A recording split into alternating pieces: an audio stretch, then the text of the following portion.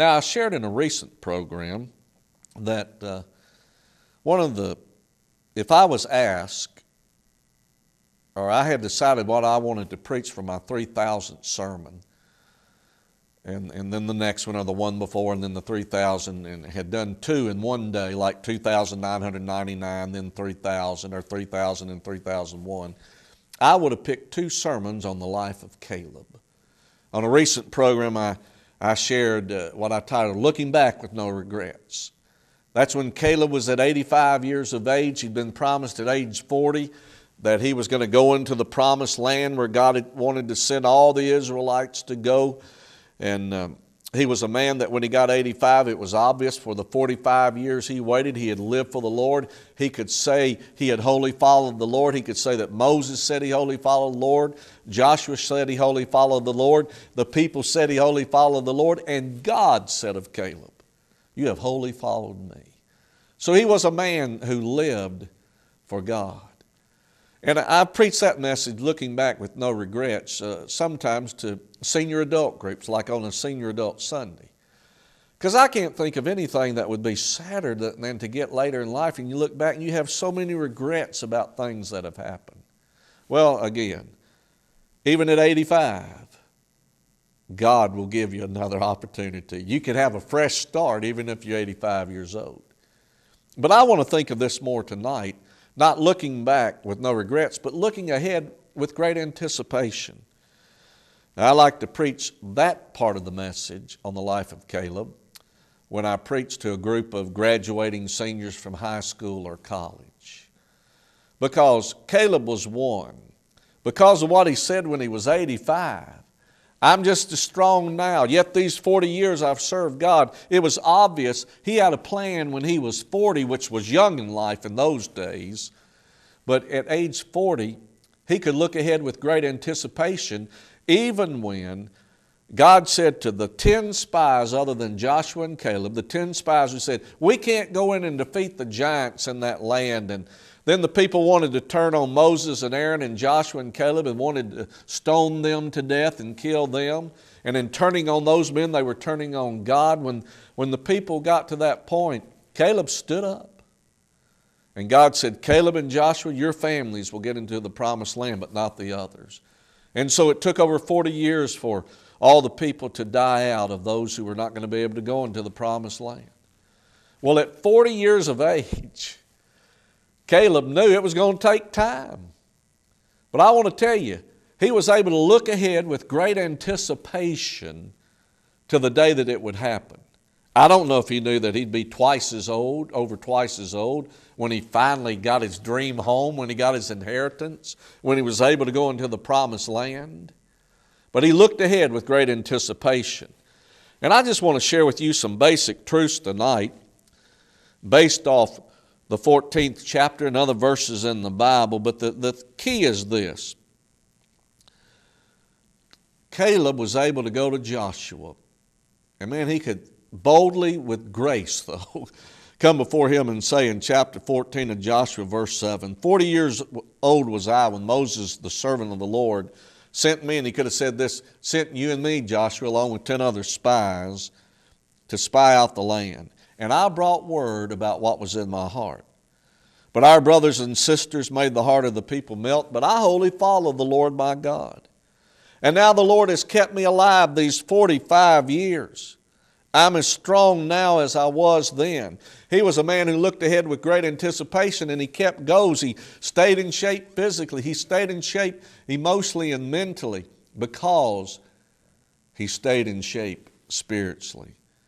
But he was a man who fulfilled his goal and his dream in life. Verse 12, now therefore give me this mountain that I want to claim for my inheritance, because he wholly followed the Lord. And he went in and he claimed it. Well, here are just some statements I want to make based off the life of Caleb, that can help you to look forward with great anticipation. I mean, it's kind of interesting somehow. Sometimes 25-year-olds, well, I'm not married yet. 25's young today getting married. People are marrying later. I read things on Facebook from 18-year-olds and below, like, oh, how tough life is. And a lot of times it's not about a whole lot of things, but it's just, you would think with them, they're not going, there's just not enough of life to live. They got their whole life before them. I want to tell you, look ahead with great anticipation. First of all, to be able to do that, you've got to remember this. It is better to stand alone with the truth than to be wrong with the multitude. You see, Caleb, at 85 years of age, would not have been able to go in and say, I want my mountain, I want my inheritance, I want my dream home, I want all these things for my family, if he hadn't stayed true to God. If when the spies came back, Caleb said, we can claim this territory. There are giants there, but God is with us. We can go in and defeat them. And Joshua was with him on it. But the other 10 spies said, no, they're too big. We need to go back to Egypt and go back and be in bondage and servitude again. At least we had food then. Well, God's promised land had much better food and quality of food and life than what they had as slaves.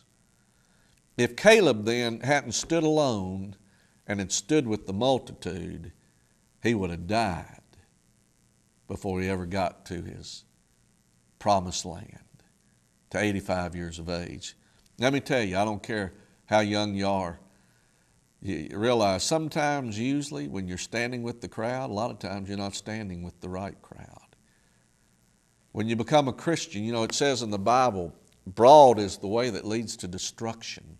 Narrow is the way that leads to the Lord. You're going to have to learn to live a narrow life if you're going to look ahead with great anticipation. There are going to be times when, again, the multitude, the crowd, won't stand for the truth, and you need to stand for the truth. Secondly, there's never a right way to do a wrong thing. I was trying to think, how can I illustrate that? And, sometimes you seem to get a mental block, but I was just thinking how years ago when they first started getting handicap spots moved in, well, you didn't get fined at that time. And I remember one night they were on a news station, they were doing a segment about people who would park in the handicap spots who weren't handicapped. And so they all tried to justify why they were doing it. They would say, I'm just running right in, I'm not even going to be 2 minutes. You know what the number one explanation was more than anything else? Well, all I know is this, the guy who was in the car before me wasn't handicapped, so they were trying to justify what they were doing because of something somebody else did wrong. There's never a right way to do a wrong thing. And now, of course, you can be fined if you park in a handicapped spot because so many people who weren't handicapped were using the handicapped spots. And so there's never a right way to do a wrong thing. Friend, it's always right to do right. And there are people in life who are there'll be a little something you might be able to do, and they said, don't worry about that. Nobody's going to catch you. Well, somebody may catch you. You'd be surprised sometimes. I have known of people now with being able to text message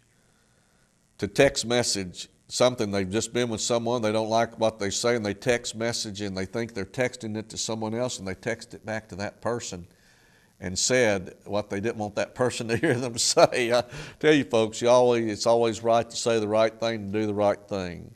So remember this. It is better to stand alone with the truth than to be wrong with the multitude, and there's never a right way to do a wrong thing. Then number 3, it's always too soon to quit. It's never too late to start.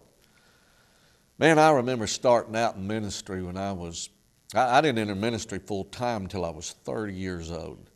I traveled for 3 years out of college. I coached a couple of years. I tried to make it in country music for a year or two. And then when I finally got in ministry, I remember I worked with the pastor. Later on, I was full-time minister of youth at a church, and I worked with the pastor.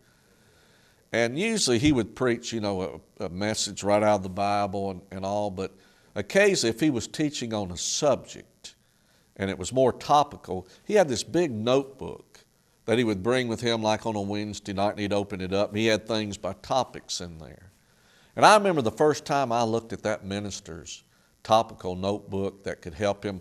Wow, look at all this stuff. He could spend a lot of Wednesday nights being able to look at that notebook and teach on a certain topic. I thought, man, I look forward to I'm going to start doing that. You know, when I first started, there was 1 article, 2 articles. Man, I never thought I'd get a notebook as thick as that pastor's with those topics. Do you know over the next 5 years, I filled several notebooks as a youth minister, as I'd get an article and make a copy and put it in there and so forth. You got to start somewhere. Don't expect the first year you work on a job to be at the top of your game or to be better than others or to know more than everybody else or to be the most successful you're ever going to be. Just take it one day at a time, one step at a time. You know, there's the reason today many of my generation have gotten in debt and some below is because we wanted everything when we got married that it took our parents 25 years to attain. We wanted a bigger house than theirs. We wanted better cars and so forth, the quality of life, and a lot of them got themselves in debt.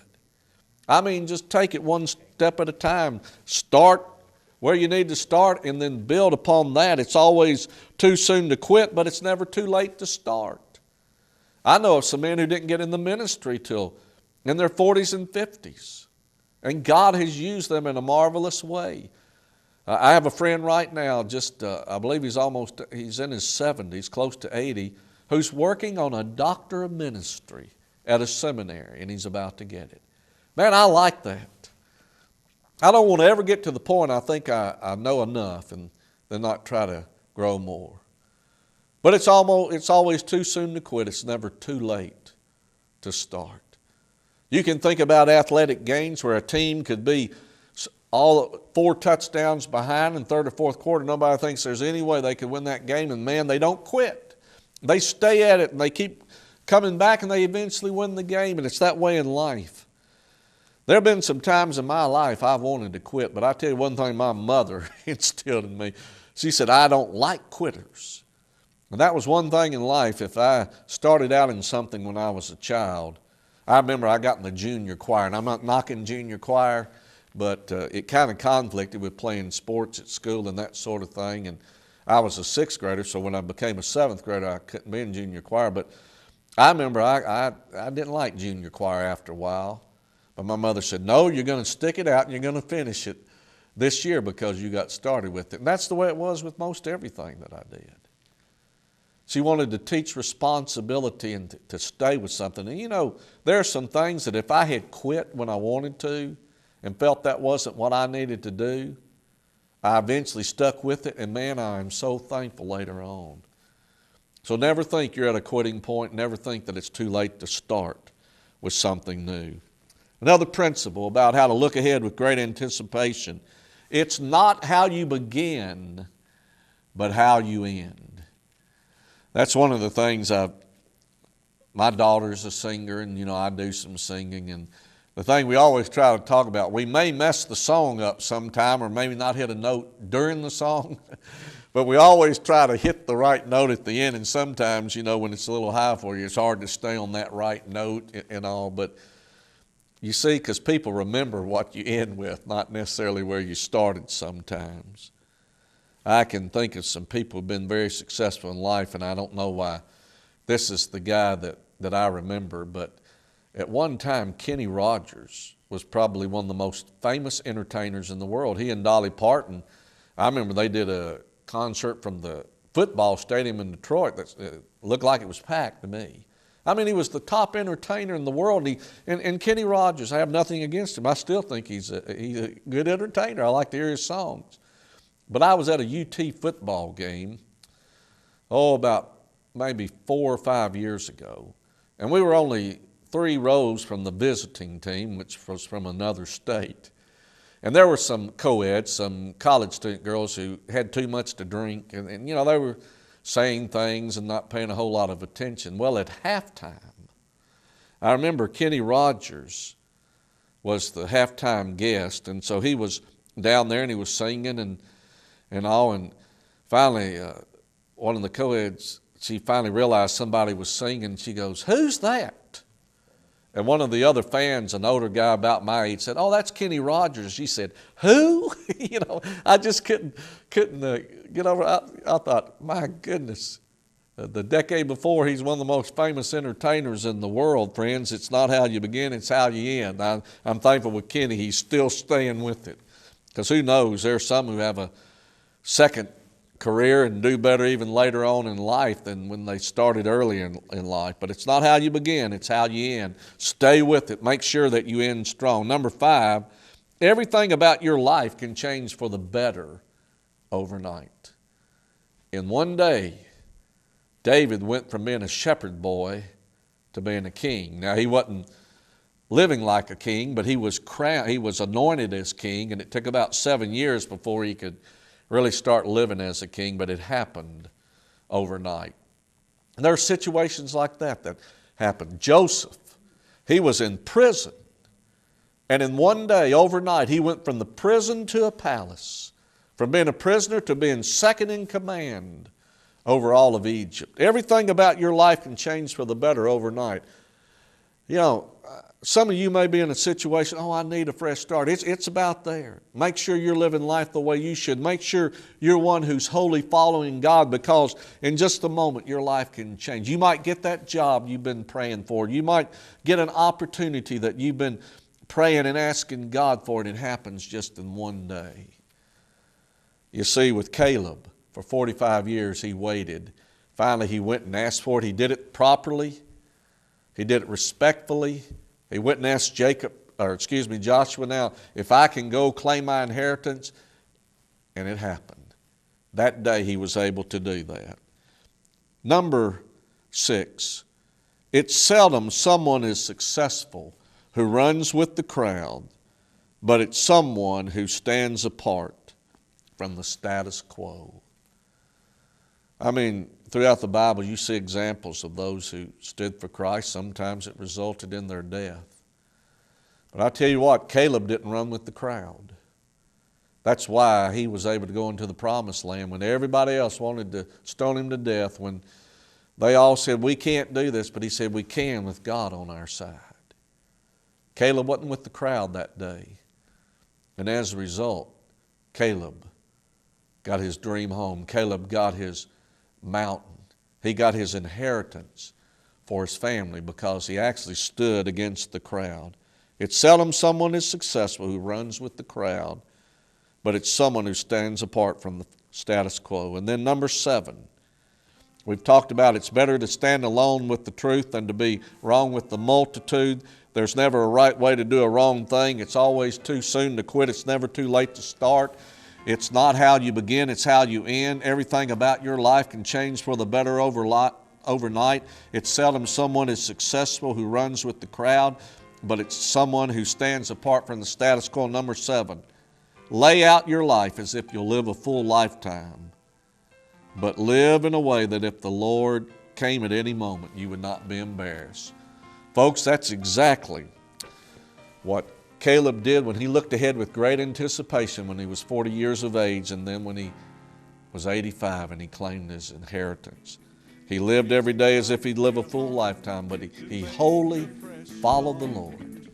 He lived in a way that his life would not bring embarrassment to the Lord in any way. Can you do it? Absolutely.